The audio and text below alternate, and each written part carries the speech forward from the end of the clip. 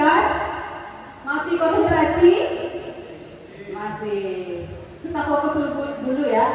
Bagaimana kalau saya ulang lagi?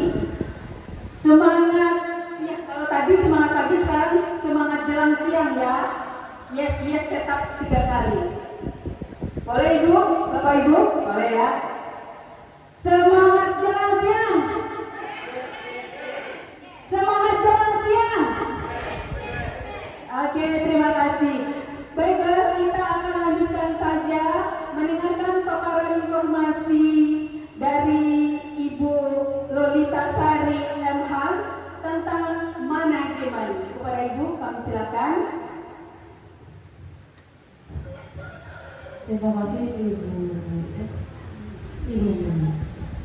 Bismillahirrahmanirrahim. Assalamualaikum warahmatullahi wabarakatuh.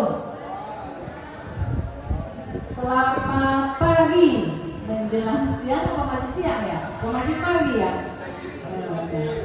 Oke, kalau tadi yes selamat pagi gitu ya. Ya, selamat pagi. Oke, terima kasih. Ya, saya perkenalkan, saya Lolita Sari. Saya dari UIN Jakarta sama bareng dengan Bu Weni dan Bu Lilis Jauhiria.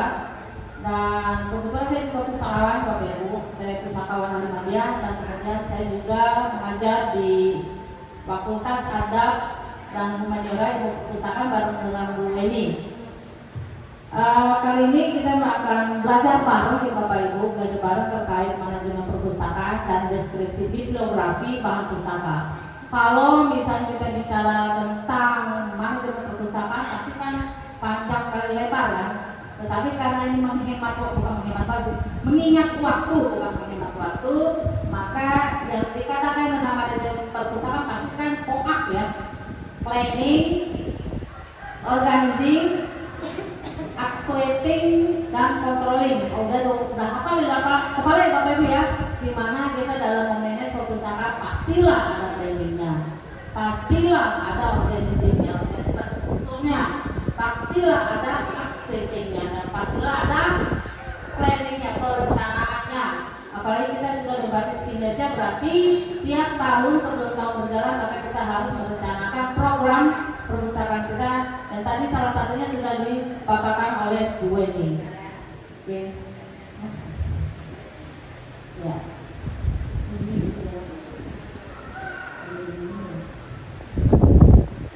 Ya, secara perkenalan Bapak Ibu, kebetulan mungkin di antara Bapak Ibu ada satu alumni dengan saya.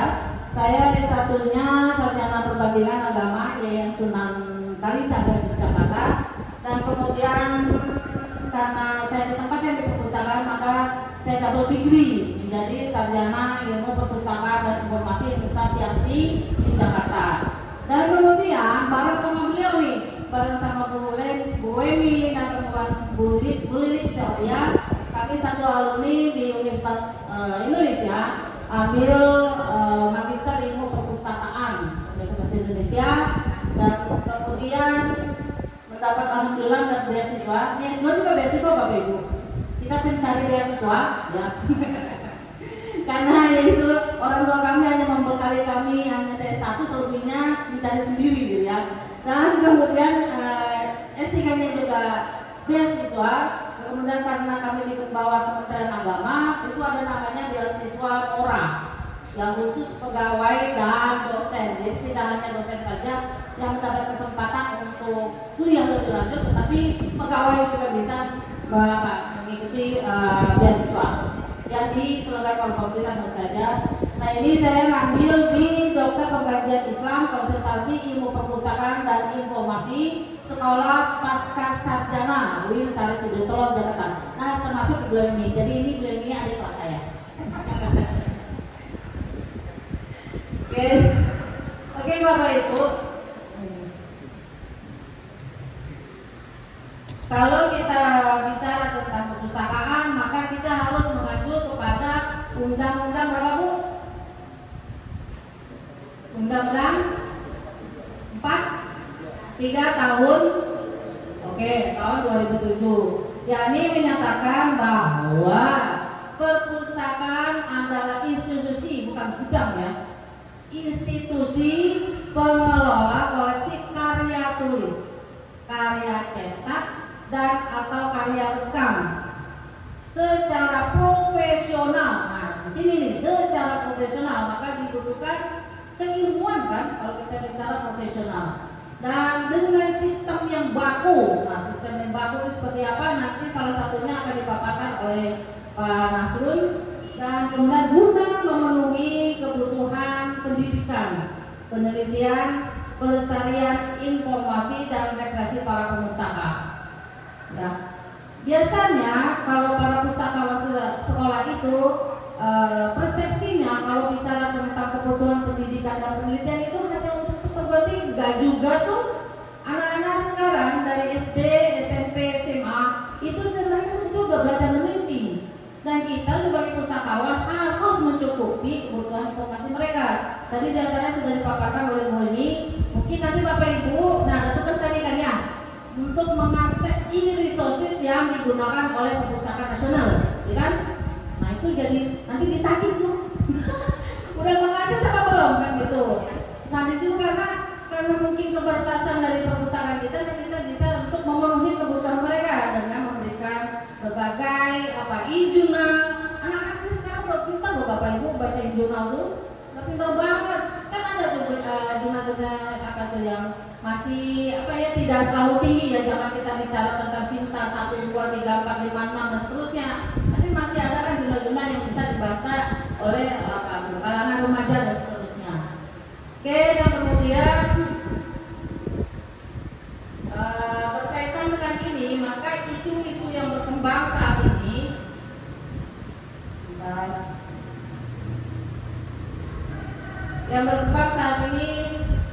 ini sudah tidak terlalu asing lagi. Yang pertama adalah bagaimana sih kita menciptakan perpustakaan yang bermutu. Nah kan sering ya kita kenapa sih kita harus bermutu dan seterusnya kan gitu ya, dan berkualitas, sudah bermutu dan berkualitas. Nah itu salah satunya adalah yang sering ditemukan apa?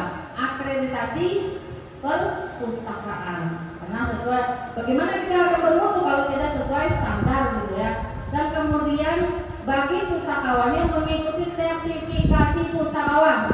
Nah, siapa di antara Bapak Ibu yang sudah mengikuti sertifikasi pustakawan? Belum? Gratis Bapak Ibu. Gratis. Ya. Itu salah satu asesor itu. Bu Lili Kisahnya tuh beliau tuh asesor pustakawan itu. Ya, mungkin beliau nanti kapan-kapan diundang kembali gitu kan untuk mengakses Bapak Ibu semua gitu. Tapi kan saya guru, boleh nggak? Boleh aja. Tapi mungkin ada minimal persyaratan. Kalau nggak salah saya mungkin 2 tahun mengabdi di perpustakaan baru bisa mengajukan untuk mengikuti sertifikasi pustakawan. Nah, salah satu keuntungan dari sertifikasi ini juga untuk mendukung kualitas dan mutu dari perpustakaan kita sendiri. Ya, ya seperti itu. Dan kemudian mengikuti pendidikan dan pelatihan perpustakaan bisa yang diselenggarakan seperti ini ya oleh perguruan tinggi, dan bisa juga mengikuti yang diselenggarakan oleh Perpustakaan Nasional dan bahkan bisa oleh dinas daerah. Dan yang perlu diperhatikan bahwa ketika kita mengelola perpustakaan, baik itu guru ya, karena kita kekurangan dari alumni perpustakaan. Nah itu juga yang harus diperhatikan apa? Kita harus memiliki SK pendirian dari perpustakaan. Caranya seperti apa? Nah itu bisa mengajukan ke dinas nanti ya, dari dinas nanti memberikan semacam SK mungkin ya untuk pendirian perpustakaan. Nanti mungkin Bapak Ibu bisa konsultasi langsung ke dinas. Dan kemudian yang keduanya adalah harus memiliki MPP. Apa itu? Nomor pokok perpustakaan. Dengan 2 ini aja mudah-mudahan pimpinan kita melek gitu loh. Kan banyak yang nggak melek ya. Benar-benar Bapak Ibu di sini ada Bapak kepala sekolah ya. Punten ya Bapak. Punten Bapak. Punten benar. Bukan mengajari, kita sharing aja. Nah itu ya. Nah tentu saja untuk mendapatkan MPP ya itu tadi harus memenuhi ya standar-standar yang telah ditetapkan. Kan sekarang kan ada berapa sih standar 5 ya? 9 ya? Standar 9 itu harus dibuka ya Bapak Ibu. Dan kemudian keduanya menciptakan akses informasi dan pengetahuan ya. Tadi sudah beberapa dijelaskan oleh Bu ini, dan kemudian menciptakan bagaimana sih gitu loh, menciptakan layanan terintegrasi dengan memanfaatkan TIK. Nah, mudah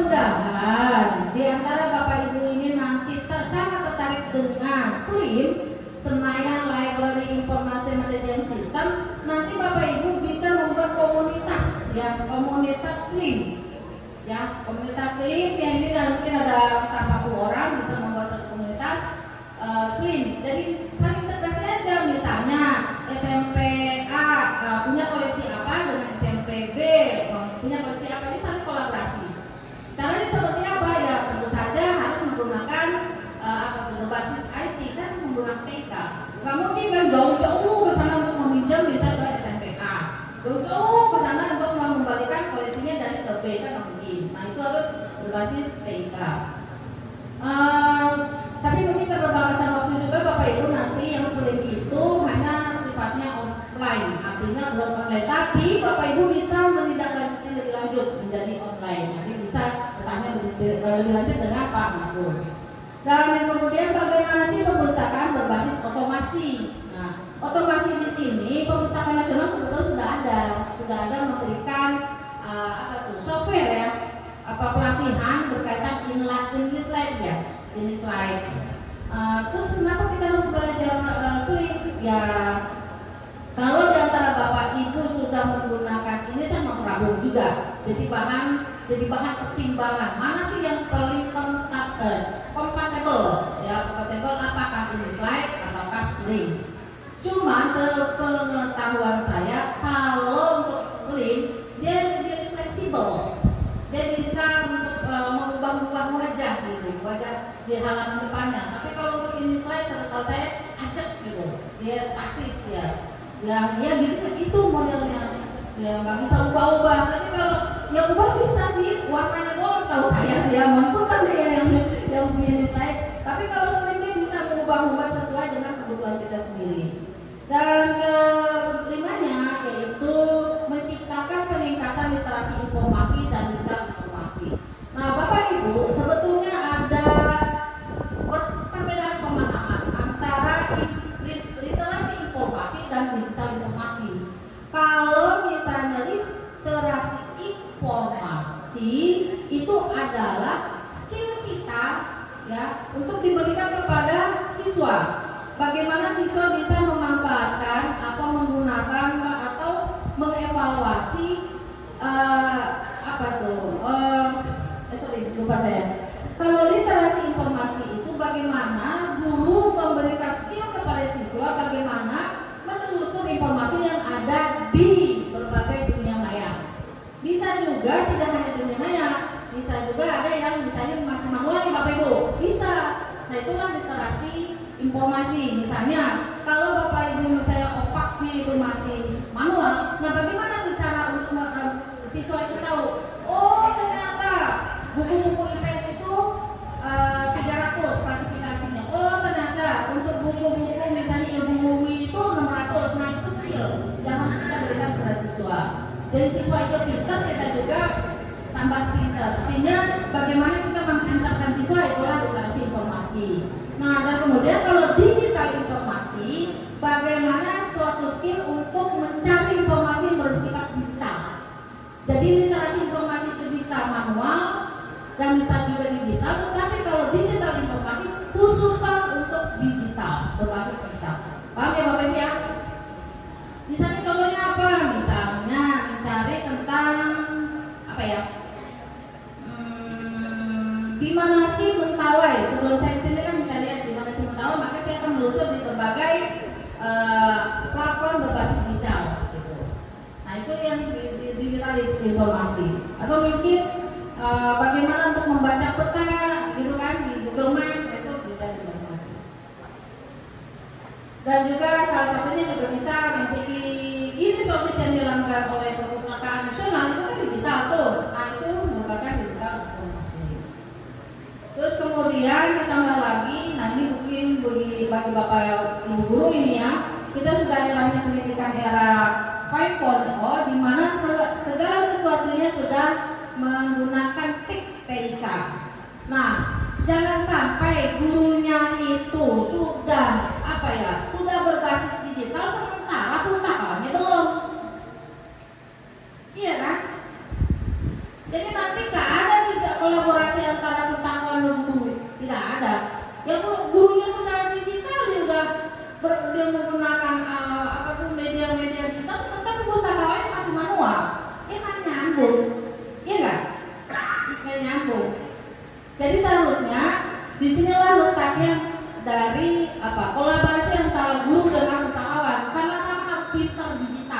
intinya seperti itu. Kemudian, nah ini adalah untuk peningkatan mutu dan kualitas, maka kita harus mengacu kepada peraturan dan undang-undang perpustakaan, yaitu Undang-Undang Nomor 43 Tahun 2007 tentang perpustakaan. Dan karena kita berbasis sekolah, maka sekarang sudah ada peraturan terbaru, Peraturan Perpustakaan Nasional Nomor 4 Tahun 2024 tentang standar nasional perpustakaan sekolah atau madrasah. Yang tadinya kan dipecahkan, standarnya SMP-nya SD, SMP-nya SMP, SMP-nya SMA, tadi itu pecah-pecah ya. Nah sekarang kan menjadi dengan peraturan baru itu menjadi satu, mereka menjadi satu. Di dalamnya nanti ada tuh perbedaan-perbedaannya ada di dalam. Kalau yang dulu kan yang 2017 itu adalah terpisah ya, memisah-misahkan standar SD, SMP, SMA, tetapi sekarang menjadi satu. Dan kemudian, nah ini tetap di dalamnya itu ada 6 standar ya yang harus dipahami. Standar koleksi perpustakaan, standar sarana dan prasarana perpustakaan, standar pelayanan perpustakaan, standar tenaga perpustakaan, minimal di sini D2 atau D3 yang minimal untuk sekolah, dan standar penyelenggaraan perpustakaan dan standar pengelolaan perpustakaan.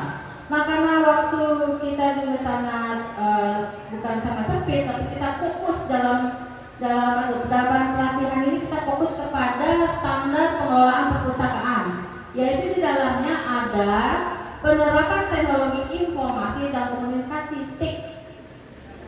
Ya, nah dalam hal ini kita nanti belajar tentang SLIM, dan di dalamnya nanti dalam pengelolaannya nanti ada berapa ya? Ada 7 ya, 7. Di situ ada pengadaan, pengolahan, sirkulasi, penelusuran opak, keanggotaan, promosi dan laporan. Mungkin Bapak Ibu bertanya, bisakah hanya salah satunya di antara itu? Ya tidak. Ya harus 7-7-nya itu kalau misalnya ingin perpustakaannya dinilai baik gitu ya. Harus semuanya gitu. Insya Allah nanti Pak Nasrun akan memaparkan ya bagaimana sih pengadaan, pengolahan dan seterusnya. Dan sebetulnya nanti saya dengan Bu Lilik itu di materinya dibagi 2. Saya lebih kepada katalogisasi deskriptif. Bapak Ibu dalam membuat katalogisasi itu kan ada 2 ya, ada 2 kegiatan ya kan. Yang pertama adalah katalogisasi deskriptif, yang kedua adalah katalogisasi subjek. Kalau di katalogisasi deskriptif itu melakukan kegiatan merekam data ya, bibliografi sebuah koleksi. Kegiatan ini terdiri dari menentukan entry utama, entry tambahan, serta deskripsi bibliografi dan sebuah koleksi. Jadi ini saya lebih nanti membahas, nanti kita praktek sedikit ya, membahas tentang lebih kepada metadatanya ya, metadatanya. Dan yang kedua nanti ada katalogisasi subjek. Nah, kegiatan ini merekam subjek dari sebuah bahan pustaka dengan cara melakukan analisis subjek, kemudian menentukan nomor klasifikasinya. Nah ini ya, dalam membuat proses katalogisasi ada 2 ya, katalogisasi deskriptif, yang kedua adalah katalogisasi subjek. Nah ini nanti termuat dalam OPAK, Online Public Access Cataloging. Itu loh Bapak Ibu yang diedisi ya, dimulai dari kelas 000 sampai 900. Saya ingin bukan menggurui, cuman saya ingin sedikit, bukan mengetes juga, kita belajar bareng ya. Coba kalau misalnya kelasnya 400 tentang koleksi apa ya? Bahasa. Oh kalau gitu deh saya bilang gini deh. Oke. Dicatat ya Bapak Ibu. Mohon maaf ya. Misalnya koleksi umum itu 000.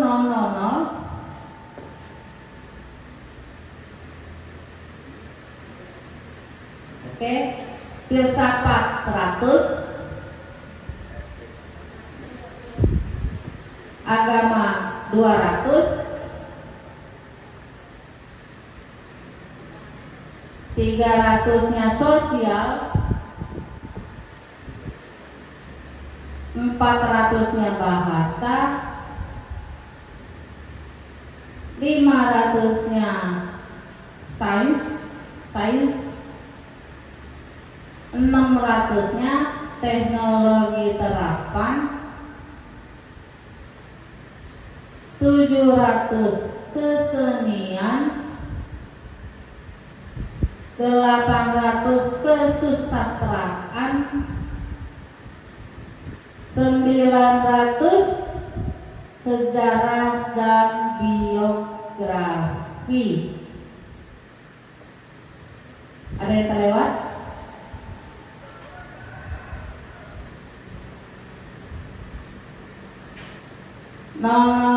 Umum 100, filsafat 200, agama 300, sosial 400, bahasa 500, sains 600, teknologi terapan 700, kesenian 800, kesusastraan 900, sejarah dan biografi.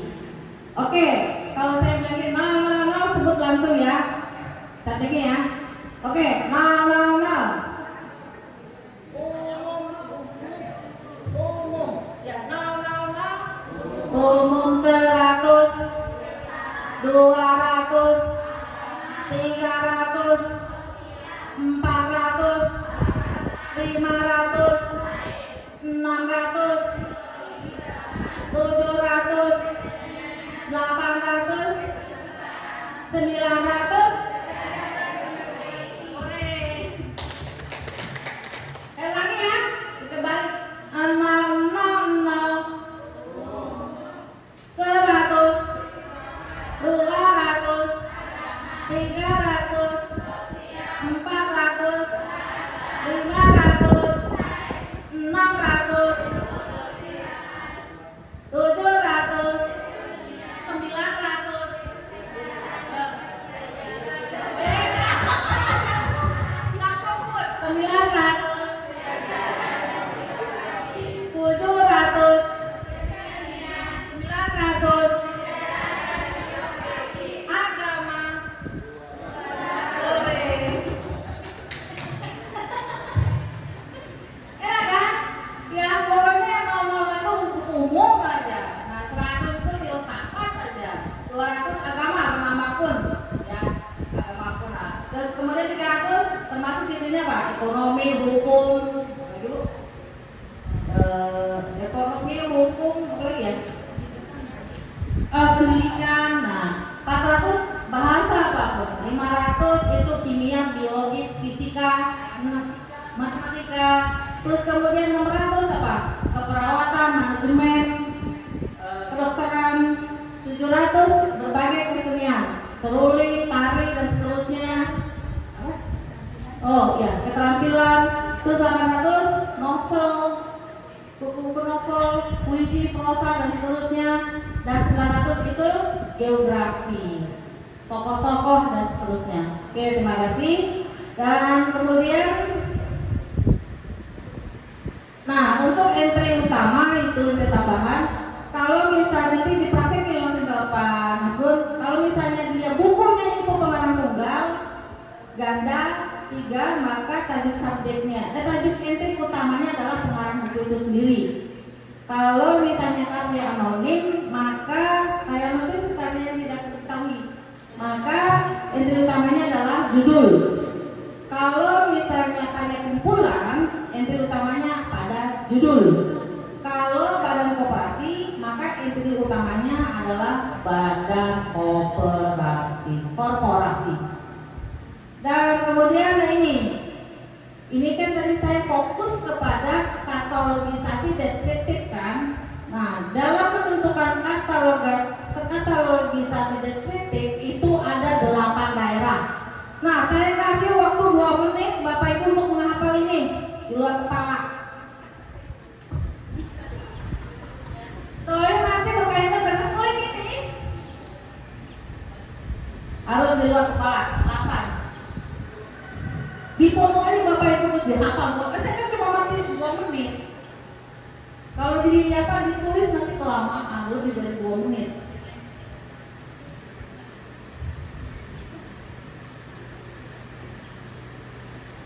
Dalam menentukan 8 daerah ini kita menggunakan AACR 2 ya, Anglo-American Accounting Rules. Walaupun sekarang ada, karena kita sudah berbeda, akhirnya ada media lain, sekarang udah pakai RDA, tapi kita masih lah gunakan ini AACR 2. Oke, daerah pertama judul dan tanggung jawab. Daerah 2. Oke, 3 data khusus. Kalau di sini nggak ada data khusus nggak usah, tinggalin aja. Terus daerah keempat penerbitan, itu tempat penerbit dan tahun terbit. Terus daerah berapa tuh? Daerah 5 deskripsi fisik, jumlah halaman, ilustrasi apa? Kalau misalnya buku-bukunya ada gambar, grafik, nah itu ada tulisannya ilus gitu. Dan kemudian tinggi berapa?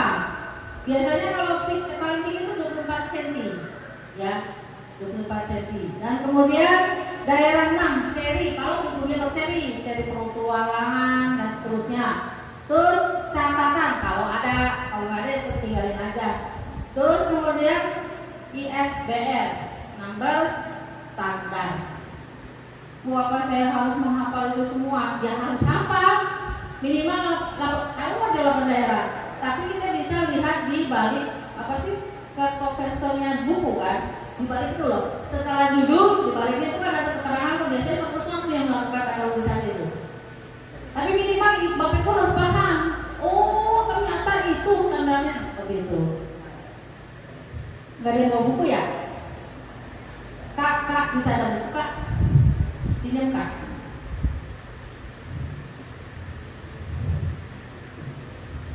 Udah hafal ini? Coba ditutup dulu Bu. Ke atas dulu Bu. Nah, ada berapa deskripsi bibliografi? 8. Oke, daerah pertama.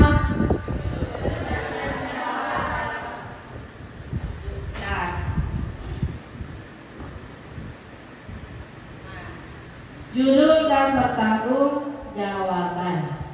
Judul. Nah, daerah kedua apa? Oke, dari sini. Ribet amat sih Bu ya. Iya, untuk memberikan akses informasi ya. Bersakit-sakit dahulu, bersenang-senang, kemudian. Ya iyalah. Kita menelusuri segala macam di Google itu apa? Mereka nggak melakukan ini, melakukan. Oke, kalau misalnya nggak ada edisi ya udah tulis saja 1 karena setiap penerbit pertama kasih itu 1, jadi 1. Oke, daerah ketiga data khusus, kalau nggak ada tinggalkan. Biasanya data khusus ini untuk koleksi khusus, tentunya apa? Mikrofilm, kaset dan seterusnya. Kita belajar yang untuk ada dulu lah. Terus daerah keempat apa? Penerbitan. Oke. Penerbitan, nah di sini biasanya udah ada di sini. Kalau misalnya nggak ada, maka cari aja. Cari lagi. Ini kebetulan ada ya. Ya, biasanya ada. Kalau buku bagus masih ada. Misalnya berarti apa? Penerbitnya siapa? Nah kebetulan sih penerbitnya siapa? Kemendikbud ya. Nah kemudian tempat terbit, tahun terbit, tempatnya kalau kementerian berarti Jakarta loh. Terus tahun terbit, saya kan dia tahunnya. Daerah kelima. Nah deskripsi fisik, lihat dari sini. Lihat pertama yang timbul hurufnya 4 Romawi, koma, lihat yang terakhir. Berapa nih? 58. Gunanya apa sih Bu? Ya kalau zaman dulu itu kalau untuk memfotokopi berapa sih jumlah kopi yang kita terhitung anggaran kan ya? Nah itu tujuannya sebenarnya. Terus titik koma ilus, terus tingginya berapa? Kalau ini biasanya 20, kalau 24 biasanya agak segini. Oke, daerah ke-6 seri. Ini seri kagak? Nah biasanya kalau ada seri tulisannya di sini. Kalau kagak ya udah tinggalkan. Daerah ke-7 ada nggak catatannya? Kagak ada. Kalau ada ya. Kalau ada oke, kalau enggak ya sudah. Daerah ke-8 ISBN. Kalau di katalog peneliti tidak ada maka bisa lihat di belakang. Dimulai dari angka 978. Oke, lanjut Bu.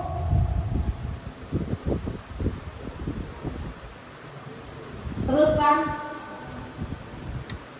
Nah ini latihan nih ya. Saya kasih waktu cuma 2 menit.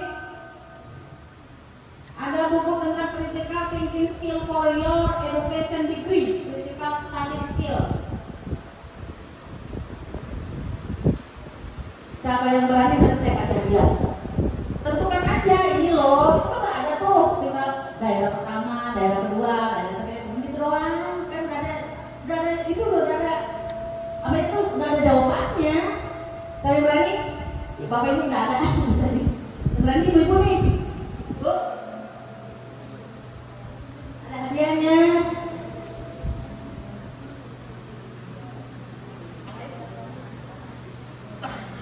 Kita ini tinggal bacain doang dengan daerah 1, daerah 2, daerah 3 gitu aja.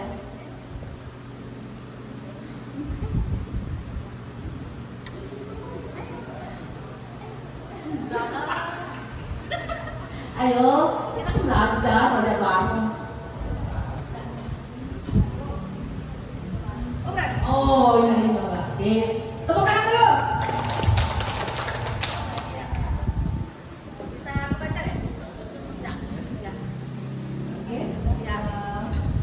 Dari 8 deskripsi yang judul. Ya. Judulnya Critical Thinking Skill for your Education Degree. Ya. Edisi dan cetakan. Edisi dan cetakan tidak ada. Ya. Yang ketiga, data khusus. Oke, tidak ada. Lanjut. Penerbit ada tahun terbit, tempat terbit.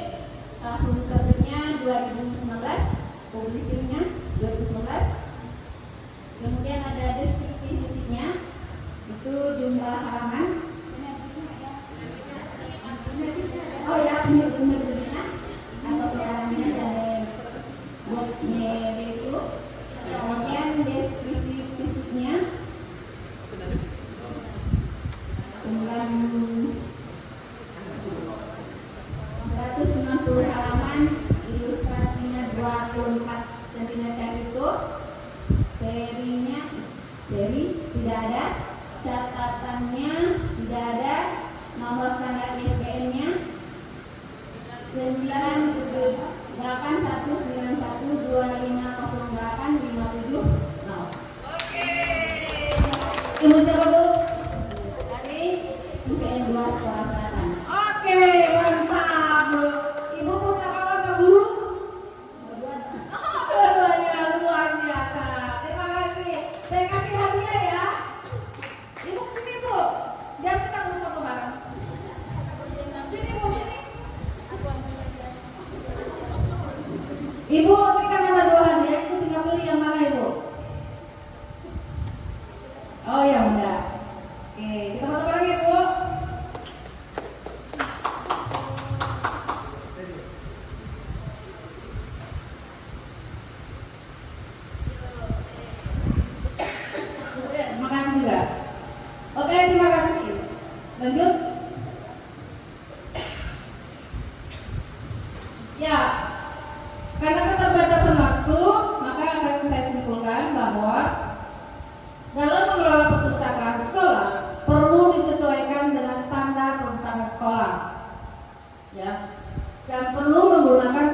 informasi.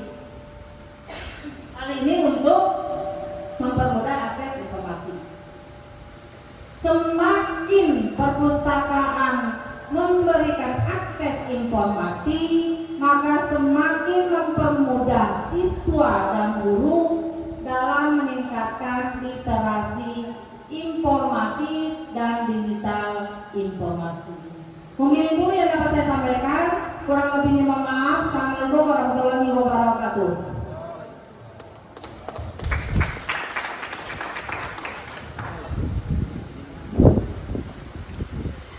Baik Bapak Ibu, berikan aplaus kepada Ibu Lolita Sari. Ya, baiklah. Ibu Lolita Sari memberikan kesempatan untuk para peserta bertanya dengan satu pertanyaan ya, karena kita dibatasi waktu juga yang berkaitan dengan materi yang disampaikan Ibu tadi tentang manajemen perpustakaan dan deskripsi bibliografi dan bahan perpustakaan. Silakan Bu, ada?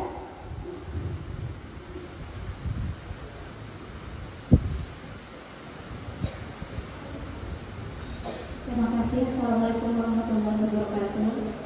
Perkenalkan, saya Ella Sofiana dari SMP Negeri 2 Sidoarjo. Kebetulan saya di sekolah itu ternyata sebagai kepala perpustakaan. Awalnya itu ceritanya hanya untuk melengkapi jumlah jam gitu. Tapi karena berlanjut, jadi otomatis saya harus masuk dalam ilmu perpustakaan ini. Baiklah, pertanyaannya Bu. Tadi kan kita sudah membahas penggunaan digitalisasinya dan segala materi-materinya gitu.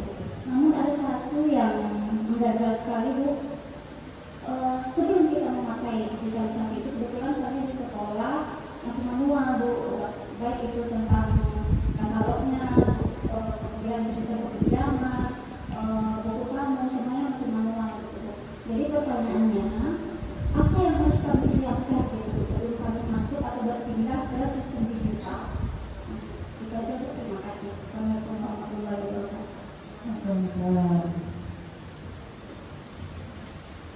Ya, langsung Ibu berikan jawabannya ya atas pertanyaan dari Ibu Lola ya. Ya. Terima kasih pertanyaan Bu, menarik sekali ya. Memang itu yang menjadi problem setiap perpustakaan yang masih manual menuju digital. Yang sepemahaman saya, bukan teori ya Bu, sepemahaman saya dan sepengalaman saya, yang pertama yang Ibu harus lakukan adalah mengkatalogasi saya, pengolahan bahan pustaka, di mana ditentukan klasifikasi dan tarif sabitnya, dan kemudian dan kemudian baru nanti merancang usul kepada kepala sekolah untuk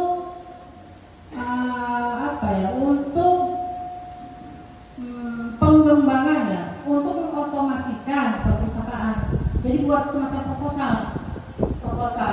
Nah, proposal situ kan otomatis kalau misalnya otomasi perpustakaan nanti ada biayanya ya. Kalau misalnya tidak ada biayanya dari sekolah, itu mungkin menurut saya agak sulit. Ya, tidak ada sekarang yang berbasis 0 rupiah, ya nggak sih? Walaupun mungkin ada dinas yang melakukan mungkin penyuluhan dan sebagainya, itu alhamdulillah. Ya, kalau bisa tidak ada, berarti yang Ibu lakukan itu aja memberikan akses, karena perpustakaan itu kan memberikan akses kepada pengguna kan, ya kan? Baik itu misalnya perpustakaan yang masih manual maupun apalagi sudah digital. Tetapi mudah-mudahan dengan adanya pelatihan ini nanti Ibu sudah mulai menerapkan SLIM ya. Di situ kan nanti Ibu belajar pengolahan dan kemudian bagaimana dari hasil pengolahan itu nanti kan kita akan melayani sirkulasi secara online. Online di sini masih berbasis IP ya, belum online secara menyeluruh. Kalau online kan berarti akses bisa di mana saja dan kapan saja. Tetapi ini hanya di lingkungan sekolah. Tapi minimal sudah menuju otomasi. Dan kemudian yang ketiganya harus ada satu minimal komputer apa laptop. Itu. Dan yang keempatnya SDM ya. Artinya ibu kan guru ya. Nah, bagaimana nanti ketika ibu nanti berganti ya, nanti bisa dilanjutkan oleh pustakawannya. Siapapun pustakawannya, apa itu nanti asalnya dari guru atau mungkin nanti pustakawannya yang benar-benar basicnya ilmu perpustakaan. Artinya dari sekarang ibu sudah mulai merancang, mudah-mudahan ya setelah ini. Dan kebetulan kami juga ada coaching Bapak Ibu.